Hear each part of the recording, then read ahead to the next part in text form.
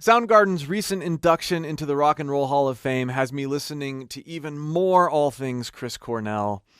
And I thought, wouldn't it be fun to discuss Chris's vocal evolution over the years? What, besides age and the rigors of touring and life, led to some of his different approaches, going from here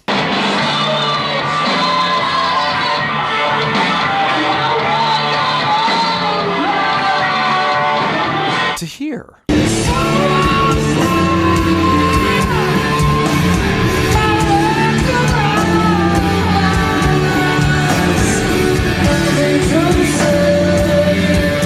It's remarkable that with his over 30 years of touring and recording, his range remained relatively the same, even though the way he generally accessed notes, at least consistently, changed quite a bit. So yes, we start here in 1988, live Nothing to Say.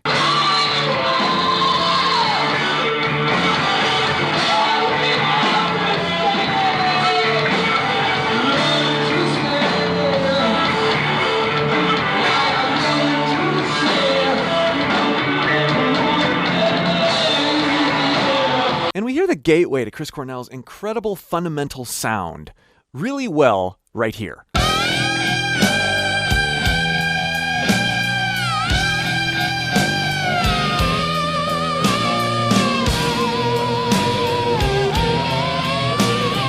As he parrots that opening guitar line, we have this, weighty! This is not just falsetto. Lots of people oversimplify this. Falsetto, head voice. It's a lot quieter and a lot less supported. We have a mixed voice! And I've done lots of videos on this. But listen to how he descends from lighter, clean, bright, brash, downward, and then this compression-based distortion starts happening.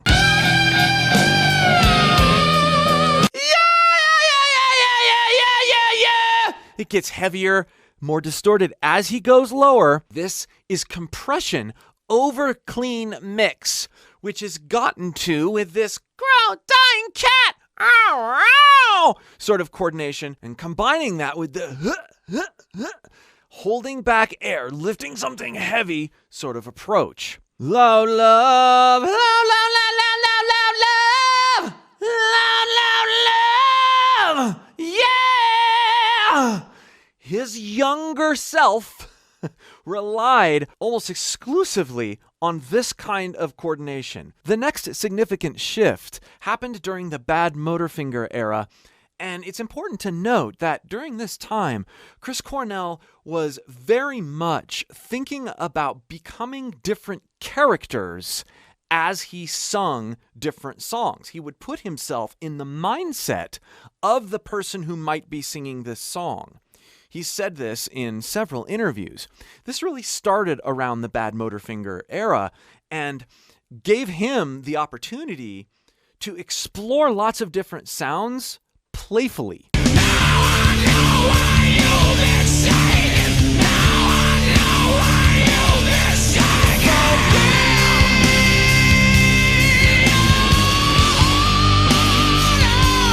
Listen to the contrast between those two different approaches.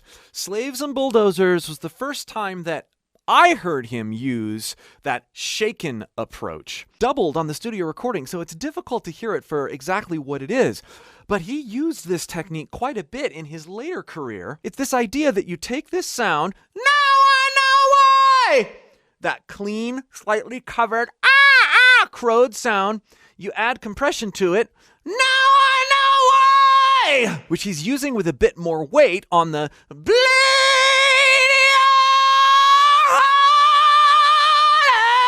For the shaken part, he lets it fall apart, builds up the pressure, and then there's this element of sigh to it. Now I know why you've been shaken. No. Now I know why you've been shaken. What he's doing is he's pulling the support out from that sort of sound via sort of a sigh and then pressing back into it. This became his go-to way to invoke extreme distortion in the Audioslave and even later Soundgarden era. And then we have these awesome sounds towards the end of Slaves and Bulldozers, which we really only hear smattered throughout Badmotorfinger. We don't really hear him do this stuff again.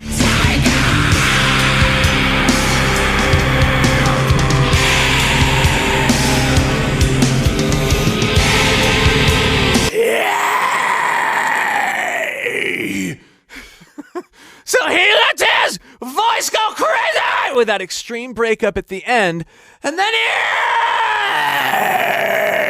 layers with this extreme stage whisper. And then he backs off, so it becomes even this kind of like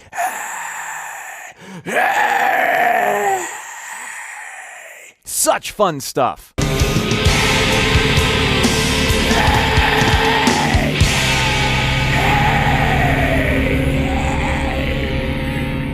To explore your own voice like you see me doing with my voice based on my primary inspiration, you need a solid foundation. Click the link below in the pinned comment or video description and join my free course. I'll help you build on proper support and related sensations so that you can pull all sorts of sounds out of your voice comfortably and freely. In the Superunknown Era, Cornell became a master between joining his two worlds, crooner and warm baritone sound, with his blistering highs. And it was in this era that you start to really hear him attach this sense of volatility and humanity to his crazy technical ability.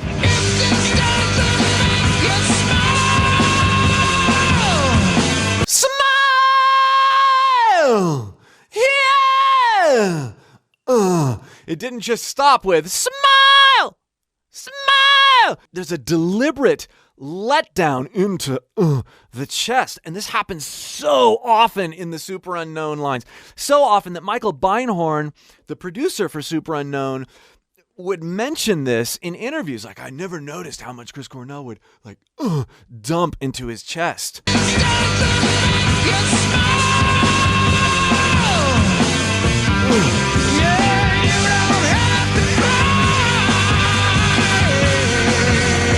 I love that line. Yeah, you don't have to cry. Hey, there's a completely different shape down here than here. Yeah.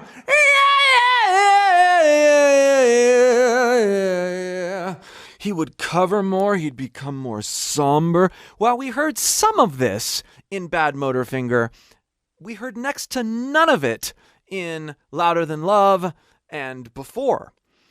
This shape, this journey, this warmth that he brings in, this balance.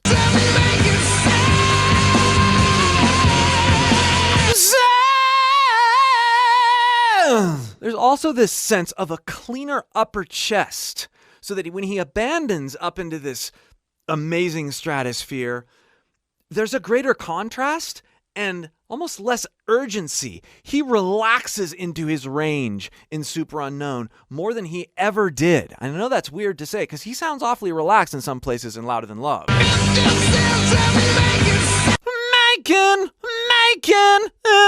In. It's just it's like an upper chest. Making sense. Listen to the difference between those three postures. Making sense. The nuance of every single note really came alive in this era. And when you listen to this whole album, you can go almost note by note and hear different characters, different placements, different approaches, but it's so subtle. Welcome to the Down on the Upside era, where Cornell starts pulling more chest and singing more in middle mix. And despite what a lot of people online have said, I don't think this is because his range started decreasing. I honestly think because his writing changed and his priorities changed. He's sort of been there, done that, with the, choose that note, build up to the note, make you wait for it, make you wait. Oh, we got it. There's so much of that in the Badmotorfinger and Superunknown era that now we're more about these middle melodies that, in my opinion, are more difficult to sing. Close your eyes and bow your head. I need a little Sympathy, the very upper chest pulled, yawned, dark. And then we have close your eyes and bow your head. I need a little sympathy. The key difference here is that he starts crowing earlier.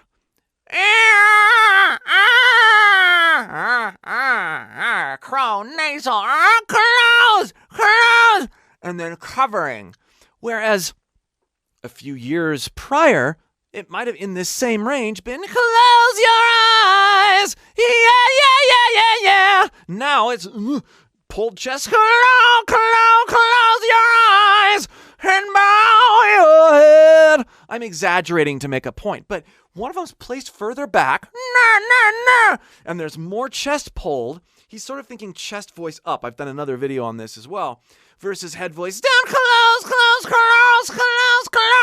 There's a meatiness and a warmth to what he does in the Down on the Upside era. Fear is strong and loves for everyone who is. Fear is strong and loves for everyone who isn't me. For the most part, and because of the songwriting, Cornell seemed to carry the Down on the Upside tendencies into Euphorium Morning quite a bit. And then he reappears with Audioslave.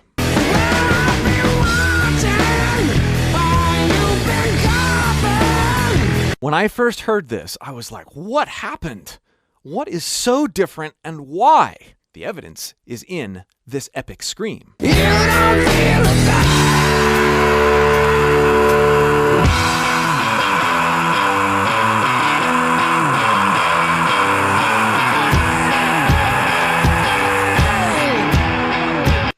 Hear that grounding that he...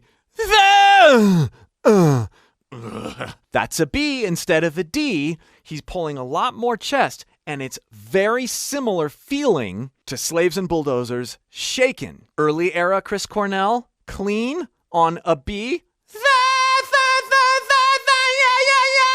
Middle era Chris Cornell, clean on a B. Of course, exaggerated, but both those distorted with a little bit of compression. Yeah, false chord. Yeah. There's a little more rasp in the crowed one. Then we apply the shaken technique, the fall apart vocal break technique over the B. You don't feel a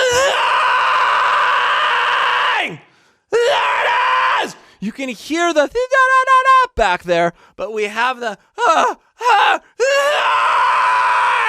going on. The sigh! Catching the sigh with compression instead of just having that clean mix, being the thing that you're compressing. You hear this in full form on The Worm.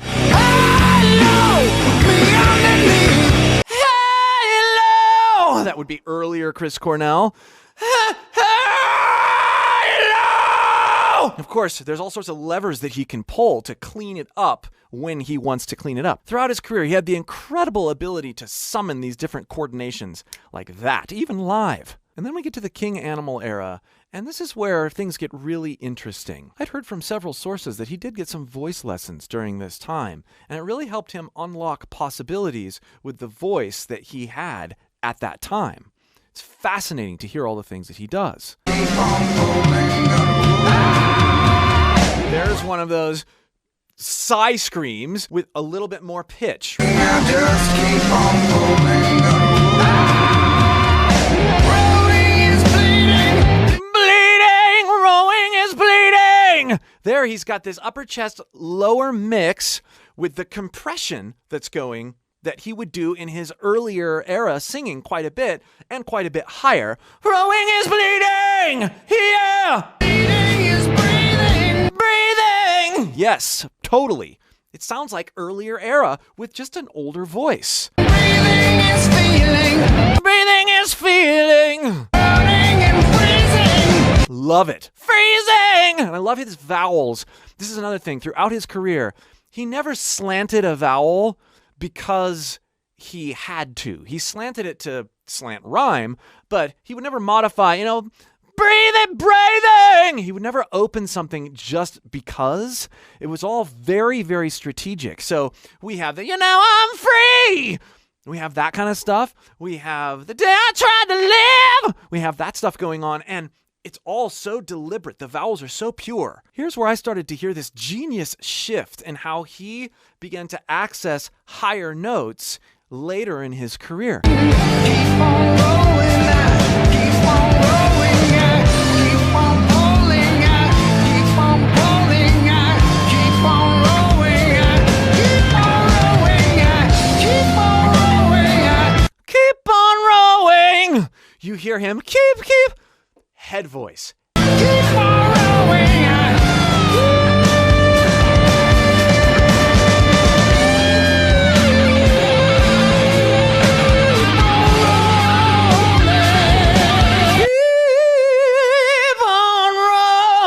You hear him exploit the almost wave goodbye era falsetto or head voice, and then blend that with his upper chesty mix. Now let's go back to 2011-ish Chris Cornell singing Nothing to Say.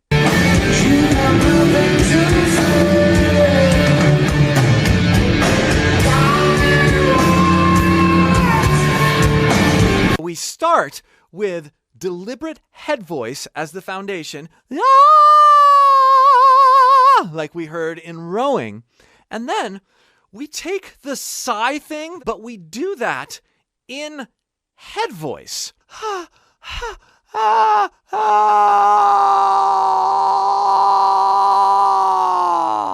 We get this much lower breath pressure, head voice fry sensation. And this becomes how he engages his higher notes rather than primarily by compressing his mix. Yeah! Hi! And then he still does a good job of grounding it and bringing it down.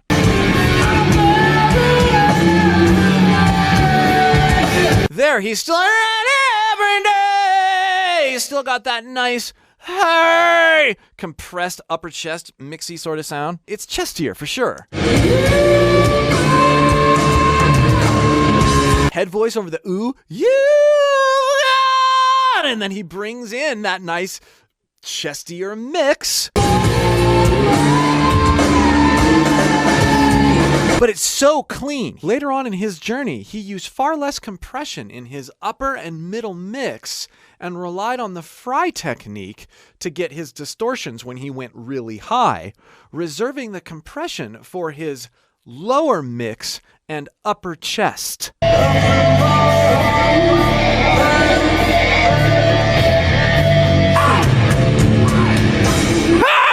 With a hard onset.